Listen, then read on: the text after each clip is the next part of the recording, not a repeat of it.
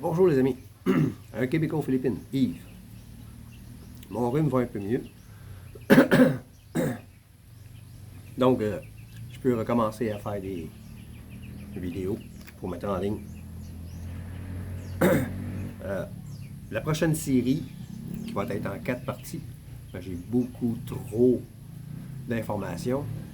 Ça va être à propos de la faune aux Philippines. Bien sûr, je vais parler des animaux, de la faune où j'habite. Oriental Mindoro.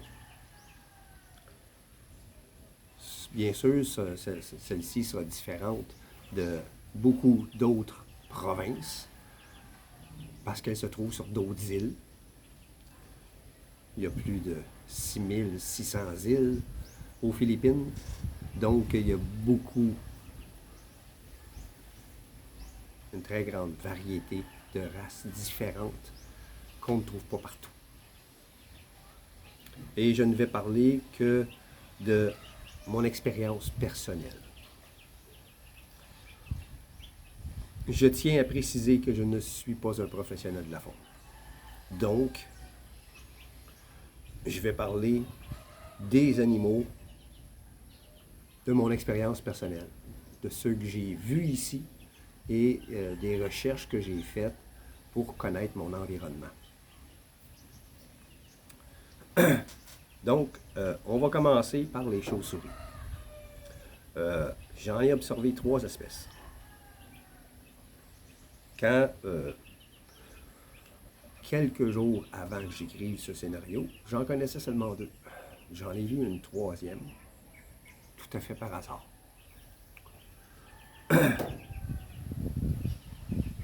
Donc, j'ai observé 3 espèces.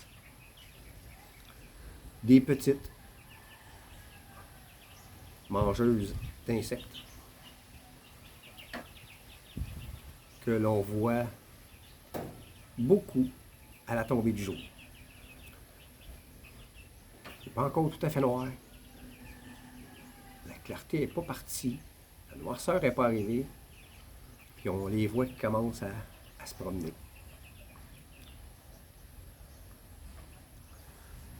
Ils sont insectivores, donc pas dangereuses.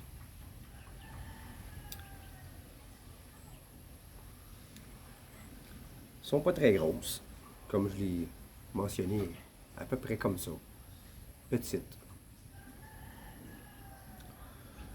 Elles aiment beaucoup se percher en haut des cocotiers. Il y a un cocotier là-bas, au bord de la rue, puis les enfants de mon voisin s'amusent à lancer des roches à la tête du cocotier pour les faire partir le soir. Puis un soir, le jeune, il était 2.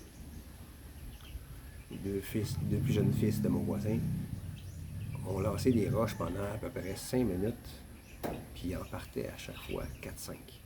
Il y avait quelque chose comme 30, facilement 30 chauves-souris dans cet arbre-là. J'ai vu le même genre de chauve-souris aussi quand je suis allé à Panton Cave, Panton Grove Cave, quelque chose comme ça. Pas loin d'ici. Des cavernes. Puis on pouvait rentrer dans les cavernes. On payait. Le site était fait en fonction de touristes ou de locaux qui voulaient s'amuser. Il y avait même une espèce de toboggan fait en bambou qui descendait d'une côte sur des rails en bambou aussi. Il y avait toutes sortes d'endroits qu'on pouvait s'asseoir, prendre des photos dans le paysage. C'était très beau. Dans la caverne elle-même, il y avait énormément de chauves-souris. On se promenait avec des petites flashlights ou notre téléphone. Puis ça se promenait partout. Il y a même une partie de la caverne, il fallait se déplacer à genoux. Puis ça nous tournait autour de nous autres. Jamais une qui nous touchait. C'était hallucinant. J'ai beaucoup aimé. Je crois que c'est le même genre de chauve-souris que la petite qu'on voit le soir. Une autre sorte de chauve-souris, celle que je t'ai parlé au début, que j'ai vue tout à fait par hasard. J'entendais des bruits ici, dans le bois, au début. Puis je me demandais c'était quoi. J'ai pointé la flashlight. Puis je suis tombé sur une qui était perchée dans un arbre. J'ai vu ses yeux qui éclairaient comme des phares. Un peu plus grosse. Qui se promenait à hauteur d'homme, dans le bois. Elle venait jamais, je n'ai jamais vu venir ici. Elle restait toujours dans le sous-bois. Il se promenait à hauteur d'homme, d'un arbre à l'autre. D'après moi, ceux-là, ils sont frugivores. C'était peut-être aussi des juvéniles de la prochaine chauve-souris, qui est la chauve-souris géante des Philippines. Plusieurs l'appellent le Flying Fox. Son envergure d'aile, 6 pieds. Je ne peux même pas le montrer à l'écran. C'est le corps comme ça. Là. Puis la face ressemble à un renard. C'est pour ça qu'il l'appelle le Flying Fox. C'est la plus grosse chauve-souris au monde. Certains pays disent qu'ils ont la plus grosse, etc., pour attirer les touristes, ceux qui aiment beaucoup la nature, les photographes. Mais la réalité est là. Cette chauve-souris-là, c'est la plus grosse au monde et on ne la trouve qu'aux Philippines. Elle est endémique ici, mais en voie de disparition. Il y a des gens qui la chassent, les braconniers. Ils en mangent. Ils en mangent. Je ne sais pas comment ils font. Parce que j'en ai vu qui les tiraient avec une espèce de carabine, avec des billes en vitre. Puis ils mettent une espèce d'essence. Ils les tirent avec ça. J'en ai vu qui les avaient attrapés, puis qu'elle est au sol, entassés, il y en avait 3-4. Ça sent l'urine, mais à plein nez. C'est normal. Ils sont suspendus par les pattes, ils pissent. Ils se pissent dessus.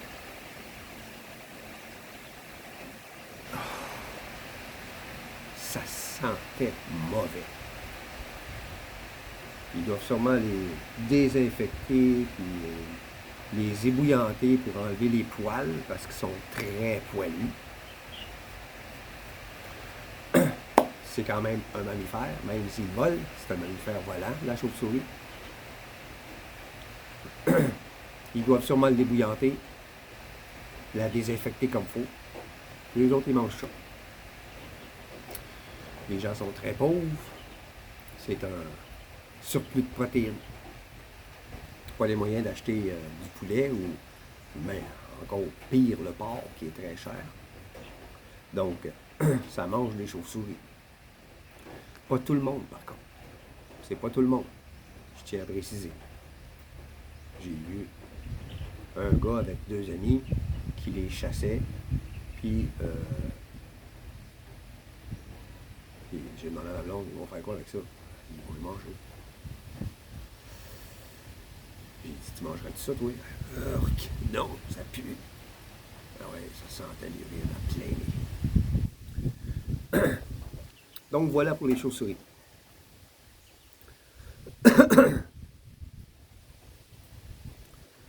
Selon ce que j'en sais, j'en ai parlé avec ma blonde, puis elle non plus, elle dit non. Il y a seulement une seule espèce de perroquet dans ma province orientale, Mindoro. C'est le Hanging Parrot. Gros comme un inséparable, un lovebird,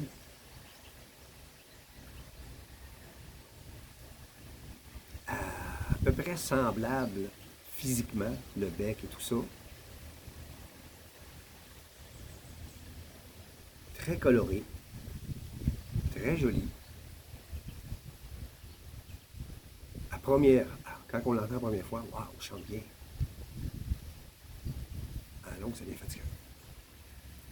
J'en ai eu 2 qui avaient été attrapés en montagne dans la famille à ma blonde, qui nous ont été donnés en cadeau. Je ne sais pas pourquoi, mais la femelle est morte. Et puis, comme les inséparables, tu ne peux pas en avoir seulement qu'un. Donc, le deuxième est mort d'ennui. Il n'y avait personne avec qui chicaner. Il n'y avait pas de Germaine avec qui chicaner, il est mort.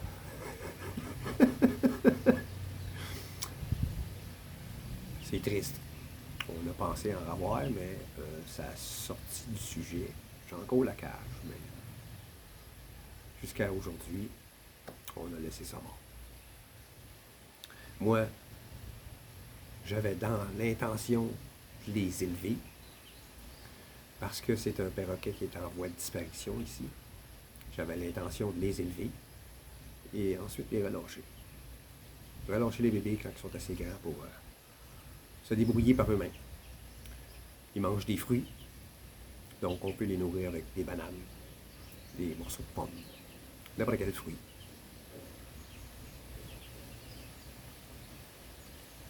Ils aiment beaucoup les bananes parce qu'ils vivent souvent en montagne, ils vivent où est-ce qu'il y a des plantations de bananes. Donc, ils sont assez faciles à garder, même s'ils ont été attrapés adultes. Ils sont quand même faciles à garder, mais ils demeurent quand même très sauvages. On ne peut pas les prendre dans nos mains, etc., comme un lovebird où il y a une perruche.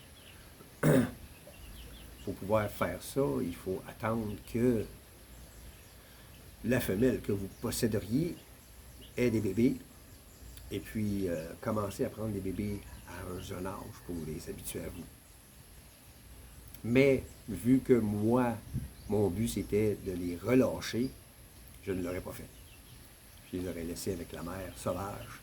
Puis quand ils auraient été assez grands, ben, tu les attrapes, oui, ouvre la main, bye bye. Bonne chance. Pour l'instant, j'ai laissé ça de côté. Je vais peut-être y revenir plus tard. Mais ce qui est particulier, c'est que il l'appelle Hanging Parrot parce que comme les chauves-souris, il dort la tête en bas. Quand le soir arrive, il se met la tête en bas, suspendu, il dort. Aussitôt que la lumière du jour, il se remet sur son perchoir. Comme un oiseau ordinaire. Mais la nuit, toujours la tête en bas, comme une chauve-souris. Assez particulier.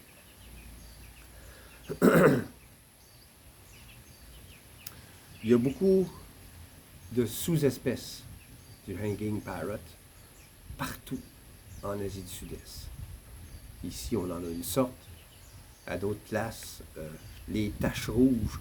Ici, le mâle a une tache rouge à le cou. À d'autres places, c'est une tache rose sur la nuque, etc. Il y a toutes sortes de couleurs. Il y en a qui sont presque toutes vertes. En Asie du Sud-Est, il y a beaucoup de sous-espèces du Hanging Parrot.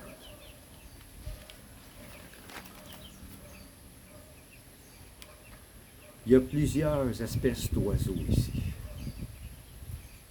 Il y en a que j'ai même pas écrit, que je me suis souvenu par la suite. Je vais parler de ceux que j'ai mis dans mon scénario.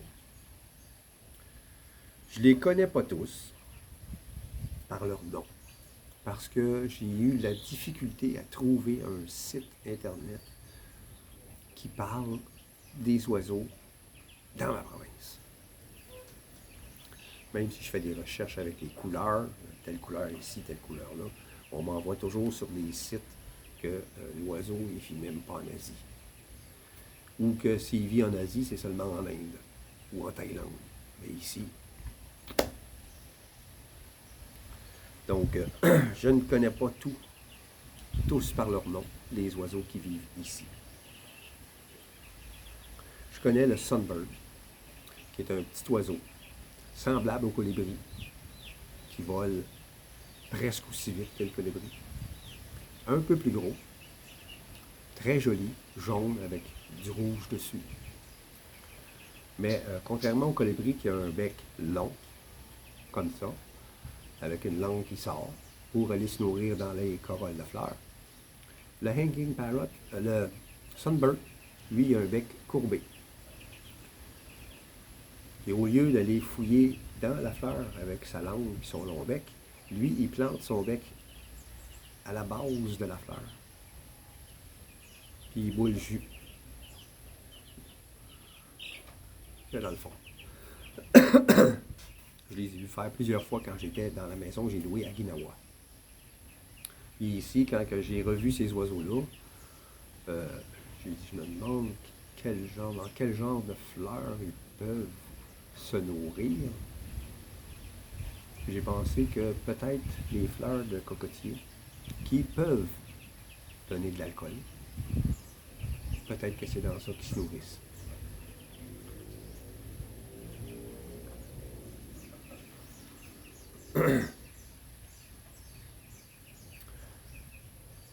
Le chant du hanging parrot, il finit par être agaçant à la longue, parce qu'il n'est composé que d'une seule note. Pip, pip, pip, pip, pip, pip, pip. Ça peut durer une demi-heure. Puis j'ai des fenêtres miroirs. Il vient jaser lui-même dans ma fenêtre, puis il arrête pas. Il s'arrête jamais. Je suis obligé de l'envoyer. Attends, tu m'énerves. C'est bien fatigant. À la longue, là, il chante en ce moment. J'en entends un. À quelque part par là, il arrête pas. Toujours une note, puis ça arrête pas. J'ai vu Martin Pêcheur. En anglais, ils appellent ça Kingfisher. J'ai vu les martins pêcheurs bleus. C'est bizarre parce que pas de lac. Il y a rien que la rivière là-bas. Je me demande bien de quel genre de poisson il peut se nourrir. J'en ai vu plusieurs fois ici. Plusieurs fois. Les premières fois que j'en voyais, c'était toujours des endroits où il y avait des lacs ou des fish ponds qui pouvaient avoir des petits poissons. Mais ici, pas vraiment de lac, à part la rivière. Donc, je me demande de quoi il peut se nourrir. Le moineau est répandu ici, mais c'est une espèce envahissante. Il est très territorial, donc il empêche certains oiseaux locaux de se nourrir parce qu'il prend possession du territoire. Donc, à lui, il met en danger d'extinction plusieurs espèces locales d'oiseaux. Parce que souvent, il est plus gros qu'eux ou plus agressif puisqu'il est territorial. Il y a une autre sorte d'oiseau aussi qui est territorial. Je l'ai vu tantôt. Il est en train de s'abreuver dans la flaque d'eau qu'il y a là. Noir et blanc. Lui aussi, il vient engueuler mes fenêtres. Lui, il ne fait pas seulement jaser avec, il picosse dedans. Il veut se battre avec ce qu'il voit dans le miroir. Assez fatigant comme oiseau. Territorial. Puis il nous attaque si on passe près de son nid. Fait que si c'est un oiseau blanc et noir à peu près de cette hauteur-là, quand vous le voyez au sol, sa queue, il l'évase. Il fait ça souvent avec ses ailes. C'est pour faire peur aux insectes. Il est insectivore. Il chasse des insectes comme ça au sol. Si vous passez en dessous de son nid, puis un oiseau noir et blanc, à peu près de cette grosseur-là, vous attaque, ça va être lui. Une autre sorte d'oiseau, un petit peu plus gros, pas territorial, qui lui est frugivore. Il mange des bananes, il mange des fruits. Le frère à ma blonde en a attrapé une fois, il y avait un nid, puis il y a des bébés qui ont tombé du nid en face de la maison à sa mère. Il les a ramassés, il les a nourris, au début avec un liquide sucré, puis ensuite avec des bananes, puis quand ils ont été assez gros pour se débrouiller par eux-mêmes, il les a relâchés. La mère n'aurait pas pu s'en occuper, puis elle n'aurait pas pu les sauver non plus parce que il y a des chats dans son barangay, donc les chats auraient mangé le bébé, puis salut, bonsoir. Il les a sauvés de cette façon-là, puis il les a réchappés. Il y en avait seulement 2. Il a réussi à les réchapper. Ma blonde aurait bien aimé les avoir, mais son frère a dit, ah, ils sont pas prêts, ils sont pas prêts, ils sont pas prêts, ils sont pas prêts, ils sont pas prêts, ils sont pas prêts, ils sont pas prêts. Puis quand ils ont été prêts à relâcher, ils les ont relâchés. Il est arrivé chez eux, ils sont où les oiseaux, il les a relâchés. Il ne voulait pas qu'elle les ait. Lui, il voulait les sauver. Moi, c'est ce que je crois. C'est pas par méchanceté. Je voulais sauver les oiseaux. Je ne peux qu'applaudir ce geste.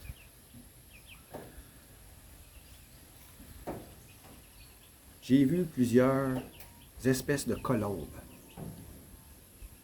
Ici, tous les oiseaux du genre ramier sauvage sont appelés dauves, donc colombes. Il y en a des petites, colombes à collier, il y en a plusieurs sortes. J'en ai vu une sorte à quelques reprises, assez grosse, de la grosseur d'un pigeon ramier qu'on a chez nous au Québec à l'état sauvage. Mais au lieu d'avoir ce genre de couleur-là, tout le corps était brun, et à partir du cou, la tête, vert. Très, très, très joli. Très, très, très joli. Je l'ai vu à plusieurs occasions dans cette section-là. Puis il a même été dans mon calmito à quelques reprises. Je crois que c'est lui.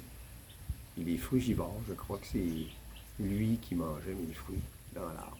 Parce que c'est arrivé qu'on allait cueillir des fruits pour en manger. Puis là, on disait, ah, celui-là n'est pas bon, il était mangé. Celui-là n'est pas bon, il était mangé. C'était cette colombe-là qui mangeait mes fruits. Il va falloir qu'il se trouve un autre arbre parce que j'ai l'intention de le chopper, celui-là. Le typhon l'ayant brisé à moitié. Ce qui reste ne m'intéresse pas. Il n'y aura pas grand fruit qui va être produit là-dedans. Trop haut pour la plupart, pour la cueillette. Je ne veux pas que ma blonde grimpe là-dedans à nouveau. Elle s'est fait mal la dernière fois. Je ne veux pas qu'elle grimpe là-dedans. Donc, je vais le couper. Je vais me servir du tronc pour attacher le cochon qu'on va avoir bientôt.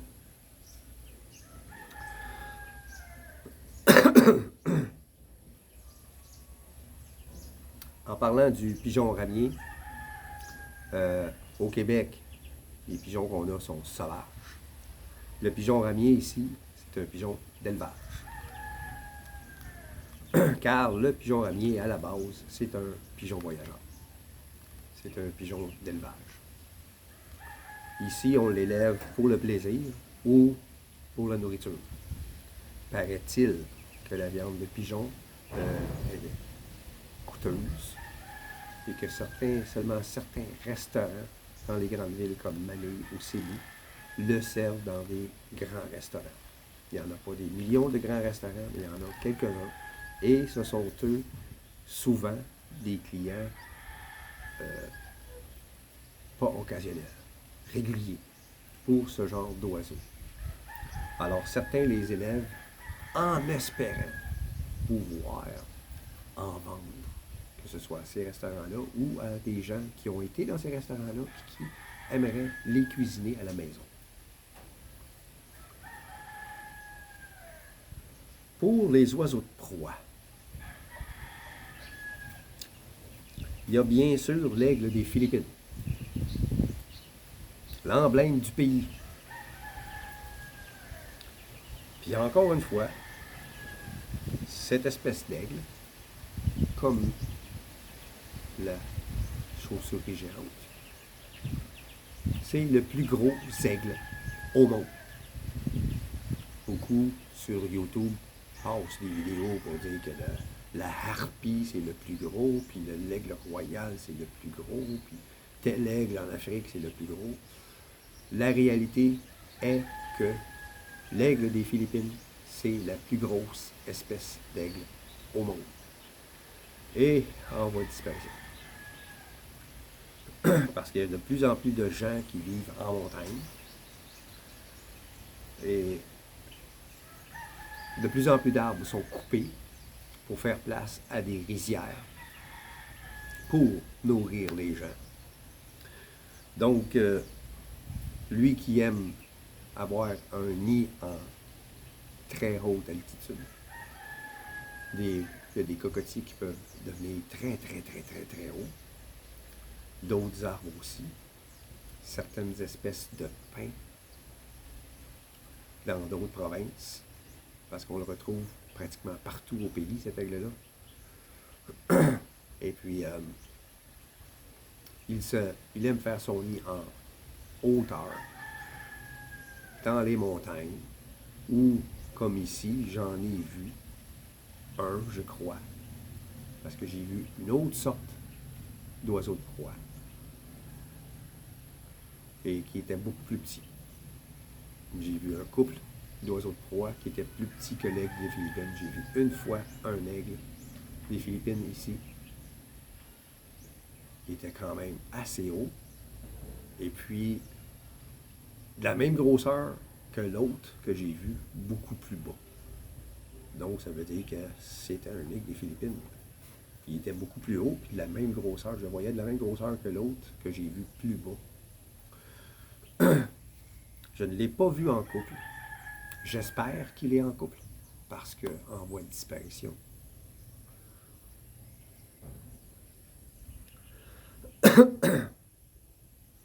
Il y a une sorte aussi de hibou qui vit ici. Petit.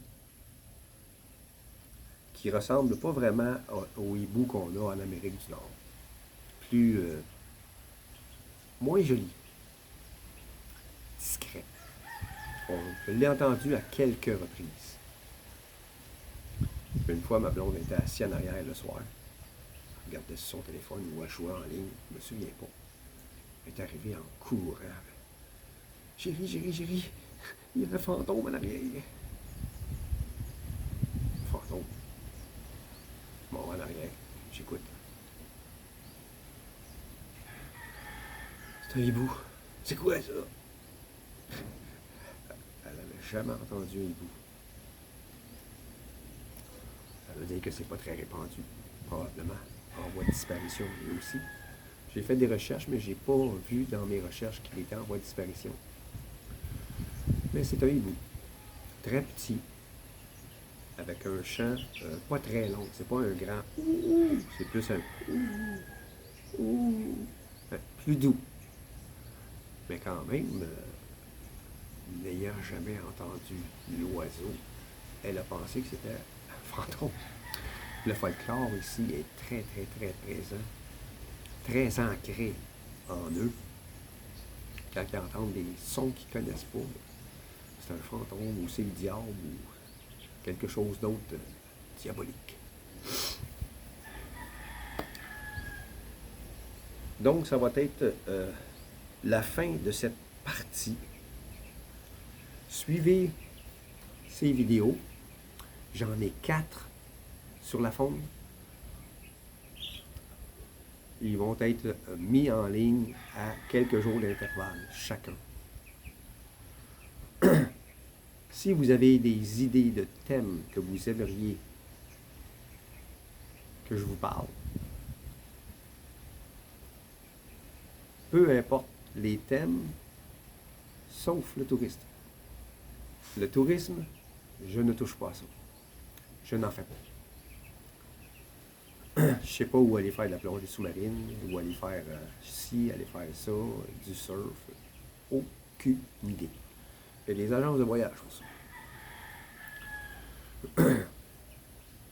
Moi, je ne vais parler qu'à ceux qui viendront s'installer ici, et non pas ceux qui vont venir ici en tant que touristes et repartir ensuite. Je ne parle que de ce que je connais sur place, les quelques recherches que j'ai faites pour ce qu'il pourrait y avoir sur place. Et puis le reste, je laisse les agences de voyage vous vendre leur salade. Je vous dis à la prochaine. Faites attention à vous. Merci beaucoup.